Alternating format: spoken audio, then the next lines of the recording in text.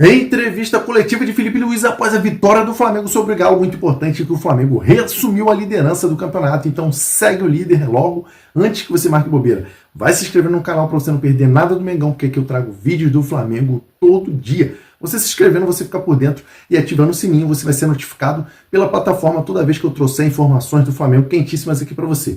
Flamenguista fanático, então se inscreve agora para você não perder nada. Bora ver o que Felipe Luiz largou o verbo na entrevista coletiva elogiando o Flamengo. Bora ver as principais falas dele.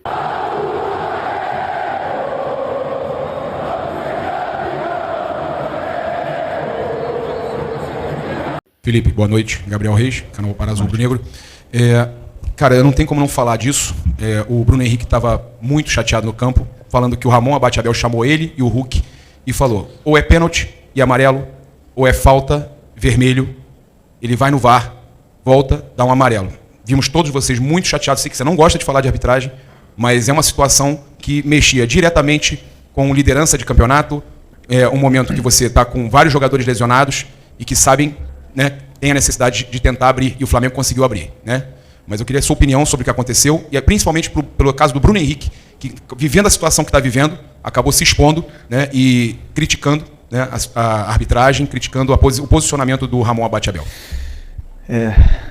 Melhor não falar, né? Eu gosto muito do Ramon, é catarinense e prefiro continuar na minha linha de não falar da arbitragem, porque melhor assim. Vamos deixar assim. Boa noite, Felipe. Natália Brasil, aqui da Rádio Raquete Pinto.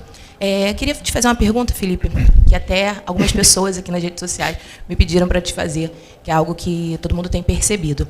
O Flamengo, 3 jogos, 3 gols de bola parada. E aí eu queria saber de você o quanto da chegada do Rodrigo Caio tem o dedo nisso. Bom, bola parada é uma das fases do jogo. Damos a importância que ela merece, né, porque jogos bloqueados muitas vezes são desbloqueados na bola parada, e acreditamos que a chegada do Rodrigo Caio junto com toda a comissão tenha com certeza influenciado muito nessa potência, né? E agora os próprios jogadores acreditam e estão se sentindo poderosos outra vez na bola parada, e isso é importante, que eles gostem, que eles sintam o gosto por isso e que vejam sempre que resolve jogos. Boa noite, Felipe. Léo José do Coluna do Fla. Nesse primeiro contato que você já teve com o Royal e com o Saul, você já tem mais ou menos uma projeção de quando eles vão estar à disposição? E rapidinho sobre o Saul, qual posição que você imagina que ele encaixe melhor no time? Mais pela direita, pela esquerda, centralizado? Bom, eu falei com os dois. O Saul está sem jogar desde maio, se não me engano, mas vinha treinando, né? Não vinha treinando com a equipe, vinha treinando sem bola, no caso, só condicionando. Então ele está condicionado, mas ainda precisa de mais tempo, mais treinos, e o Emerson vinha fazendo a pré-temporada junto com a equipe, né? Então pode ser que a gente possa contar com ele aí um pouco antes, mas eu acredito que sejam os dois rápido, porque estão muito em forma, são jovens e tem essa memória muscular que é importante. Sobre a posição do Saul, vejo ele em todas as posições do meio campo, e é um cara que vai somar muita qualidade pra gente, competitividade, é um cara super competitivo, tem muita chegada na área, tem gol, cabeceia muito bem, além da qualidade técnica individual que é o que fez ele fazer a carreira que ele fez. Então estamos muito felizes de poder contar com ele aqui. Felipe, boa noite aqui embaixo. Aonde? Ah, tá, tudo bem. Fernando Silva, pouco tempo você deu uma declaração sobre o Matheus Cunha, que ele seria o goleiro da Copa do Brasil. A gente sabe que ele tem um pré-contrato assinado com o Cruzeiro. Já vai o primeiro jogo da Copa do Brasil quinta-feira. Queria saber se vai manter os seus planos de botar ele para atuar na Copa do Brasil, ou se você tem outros planos para ele. Obrigado. Não, eu falei que ele ia jogar contra o Botafogo da Paraíba. Não falei que ele ia ser o goleiro das Copas, né? Falei que ele ia jogar contra o Botafogo. Ainda não decidimos a equipe, mas é uma possibilidade que ele possa jogar, ou também uma possibilidade que o Rossi continue. Isso a gente vai decidir nessa semana. Felipe, Raíza Simplício da Gol Brasil e da revista Placar. Eu queria saber como é que está a situação do Nico de la Cruz, né? Ele foi liberado esse final de semana para viajar, ficar lá com a família dele, mas queria entender o que aconteceu exatamente, como é que ele está clinicamente e quais são os seus planos assim para ele, quando você acha que ele vai estar à disposição, porque a gente vê no meio-campo, né, tem a questão do Alan, que também teve que fazer um controle de carga, a gente vê o Jorginho também jogando direto 90 minutos, então em determinado momento a gente acredita que você vai precisar do Nico. Bom, o Nico é um jogador agora que está no departamento médico. Então, quem define os horários e as folgas é o departamento médico, né? Uma pergunta para eles, também o prazo é uma pergunta para o Dr. Sasaki. E do meu caso, da minha parte com o Nico, a única coisa que eu posso dizer é que um jogador extraordinário nos ajudou muito até essa lesão pré-mundial. E até por isso que eu sou super agradecido a ele, porque era um momento onde a gente estava muito delicado, né, da nossa equipe de baixas. Tínhamos uma lesão do Eric, uma lesão do Alan, uma expulsão do Gerson, na qual tínhamos o Everton Araújo e ia ter que improvisar o Varela.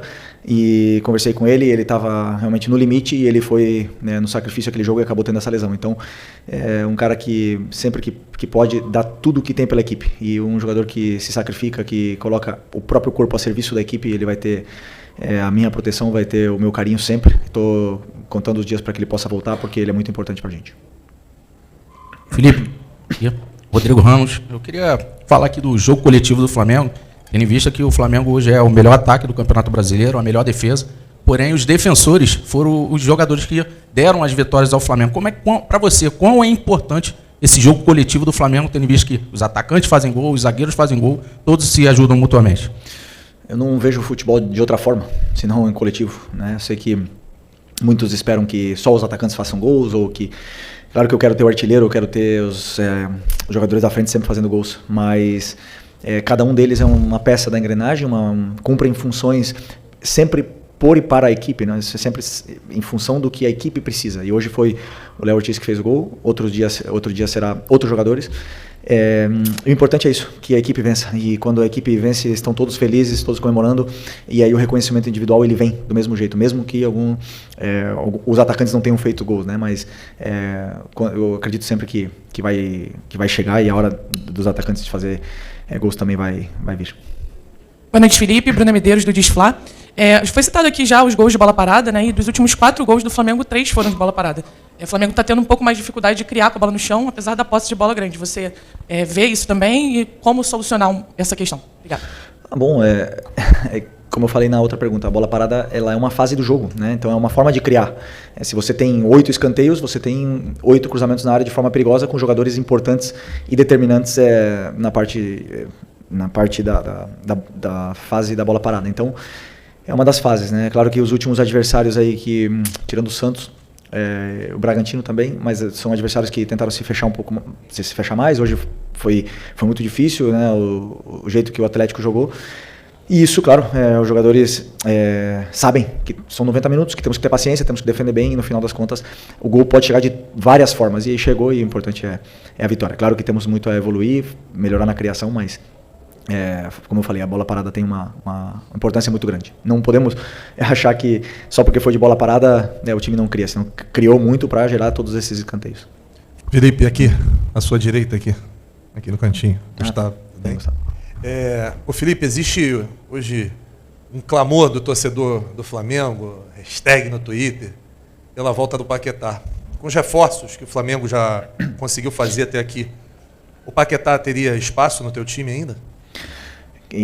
Primeiro que ele não é um jogador nosso, né? Então é de um clube da Premier League, um dos melhores aí, clubes da Europa.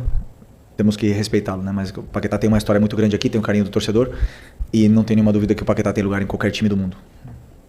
Sempre se acha um lugar para jogadores com essa qualidade. Felipe, boa noite. Queria te perguntar sobre 2 situações do jogo, se alguma delas te surpreendeu. A primeira, não que o Atlético fizesse encaixe individual, que isso já é habitual, mas a forma como esses encaixes foram divididos, assim, que o Fausto Vera fosse quem encaixasse no Plata, que o Coelho saísse da esquerda e fosse dentro junto com o Hulk e Rony para fazer tipo um 3 contra 4 na saída do Flamengo de zagueiros e volantes, se isso foi um fator que de alguma maneira dificultou um pouco o jogo a progredir. E o segundo, que esses encaixes individuais se mantivessem mesmo quando o Atlético defendia muito baixo, muito perto da área dele. Quanto foi difícil entrar numa defesa com esse tipo de perseguição o tempo todo? Para o treinador sempre é diferente, né? Dar soluções quando existem essas perseguições, esses encaixes individuais. Tínhamos um plano, os jogadores que encaixavam, como você falou, mudou, mas não significava nada porque contávamos que os nossos jogadores de ataque estariam com esses encaixes. Portanto, o que sim aconteceu, que nosso time foi mais vertical do que gostaríamos, não estava tão fino com a bola, e principalmente no começo do jogo, em algumas passagens dos nossos laterais e alguns passes verticais, que não era o indicado naquele momento, principalmente com essa defesa homem a homem, lá atrás, né? Então, geraram contra-ataques. Então, nesse momento, também optei por não subir tanto com os laterais, porque eles estavam aproveitando muito as subidas dos nossos laterais e o contra-ataque deles com o Rony, Coelho e Hulk, claro que é letal. Então, optamos por isso, e as outras vantagens que sabíamos que poderíamos ter não foi aproveitada. Talvez gerou um pouco de ansiedade nos nossos jogadores, mas é uma coisa que podemos corrigir, né? E principalmente que podemos melhorar enquanto esses encaixes são os ataques do espaço, que com certeza teremos dias agora para poder treinar e preparar melhor. Fechou? Essa. Felipe, boa noite. Bruno Castanha, B2 Esporte. Eu ia perguntar exatamente isso, sobre a questão dos encaixes, né, perseguições longas que o Atlético fazia, né, durante o campo. Mas é que você acabou de falar sobre os laterais. Você deixou, né, a largura para os laterais, da ultrapassagem, até estava pedindo para aquela bola, né, diagonal para entrar, mas agora você falou que segurou, né, os laterais. Você botou os 2 meias por dentro também. Nesse jogo congestionado, realmente não faltou, de repente, um pouco de largura, né, com os 2 meias por dentro também, que é muito congestionado com essa marcação do Atlético muito baixa, com vários jogadores jogando baixo? Obrigado. Não, eu acredito que, por exemplo, com esse tipo de encaixe, se você levar até os laterais, acaba formando uma linha de 6, 7, então de repente não é tão positivo, né? No caso de, por exemplo, dar amplitude com pontas, deixaria meu atacante sozinho com 3 na frente. Então são escolhas que eu fui tomando durante o jogo, também não só pensando na fase ofensiva, senão na transição, que existia um contra-ataque perigoso, e o nosso time conseguiu gerar em certos momentos essas situações para levar o time até a área, mas como o teu companheiro bem falou, os encaixes eles existem até na área, né? Mas isso vai muito daí da individualidade do jogador, da imposição técnica que ele tenha sobre o adversário que esteja defendendo ele, e como eu falei, talvez não tenha sido o nosso melhor dia tecnicamente, mas foi o meu plano enquanto a esse tipo de marcação. Outras equipes também fazem, optamos por planos diferentes, mas também tem que ver os jogadores que estão disponíveis sempre para poder montar com as características que a equipe precisa. Felipe, boa noite. Boa noite. Pensando agora no próximo jogo, os 4 confrontos que envolvem apenas os times da Série A nas oitavas da Copa do Brasil, eles têm uma coisa em comum, que são confrontos de times que disputaram o Mundial de Clubes contra times que descansaram, aproveitaram esse período aqui no Brasil para fazer uma espécie de pré-temporada. Você já tem enfrentado isso nessas últimas rodadas aí do Brasileiro, mas você acha que isso pode ser determinante? Quem pode levar a vantagem nisso? Um time que disputou o Mundial, continuou com o ritmo de jogo, vem com a moral levantada, ou um time que chega mais descansado? Você acha que isso pode fazer diferença? Sinceramente, eu acredito que o futebol, a moral, como você falou, ela é dia a dia, semana a semana, né? Se você perde um jogo, a moral baixa, o jogador perde confiança, e isso é jogo a jogo. Até mesmo, às vezes, os jogadores eles sentem essas mudanças nos treinos, né? Então, não acredito que o Mundial tenha influência. O que sim, a forma que jogamos o Mundial e que tentamos chegar o mais longe possível, nos deu confiança internamente no que está sendo feito, no modelo. A gente pôde se comparar com os grandes, e isso os jogadores, sem nenhuma dúvida, se sentem mais poderosos, entre aspas, né, quando a gente faz jogos desse calibre. Mas não acredito que os times que jogaram o Mundial vão ter alguma vantagem, ou vice-versa, né, sobre os times da Copa. Essas foram as principais falas de Felipe Luiz, realmente muito feliz com a vitória do Flamengo. Parece que o clima entre ele e Pedro já foi resolvido e está tudo amenizado. O Pedro está tentando dar o máximo dentro de campo e está sendo importante. O Flamengo também, quando entra com o Wallace e os demais reservas, o Flamengo também acha grandes opções no banco de reserva para entrar no segundo tempo. E agora com a chegada de Emerson Royal, que também com a chegada de Saul, e provavelmente já está chegando o Carrascal e muitas peças importantes. Samuel Lino, o Flamengo vai ficar cada vez mais recheado de peças importantes para dar opção a Felipe Luiz. Vinha também, voltou muito bem. Essas foram as falas de Felipe Luiz, ele largou o verbo, rasgou elogios ao Flamengo, e tem razão mesmo. O Flamengo está trilhando um caminho para ser cada vez maior na América e conquistar títulos esse semestre, porque o torcedor merece. E é isso aí. O que você acredita no título do Mengão? Vai deixando sua opinião aqui, também comente de onde você está nos assistindo. Se inscreve no canal para você não perder nada. É muito importante você se inscrever, porque se inscrevendo e ativando o sininho da notificação, você vai receber informações toda vez que eu postar vídeos aqui informativos sobre o Mengão. Então se inscreve para você não perder nada. Forte abraço e até o próximo vídeo.